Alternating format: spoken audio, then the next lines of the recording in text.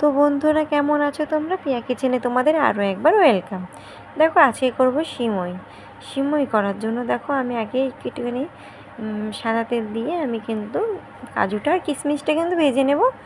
ভেজে নামিয়ে নেব। একই তেলে কিন্তু সিমইটাও আমি ভেজে নেব। তো দেখো, আমি তেলটা একটু বেশি আছে, কারণ আমি একটু বেশি তেল দিয়ে ভেজে এটা করি, আমার কাছে খুবই ভালো লাগে।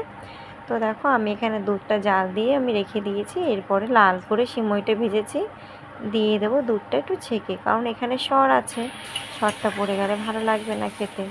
তো দেখো, আমি কিন্তু দুধটা দিয়ে দিয়েছি, দিয়ে এবার ফুটতে দেবো কিছুক্ষণের জন্য। তারপরে এখানে দিয়ে দেবো আমি চিনি, দিয়ে দেবো দুটো তেজপাতা ছোট ছোট, আর এখানে দিয়ে দেবো ভেজে রাখা কাজু কিশমিশটা। দেখো বন্ধুরা, আমি কিন্তু সিমইটা কিন্তু এইভাবেই রান্না করি। তো আমার আছে সিমই রান্না রেডি। তো বাই বন্ধুরা।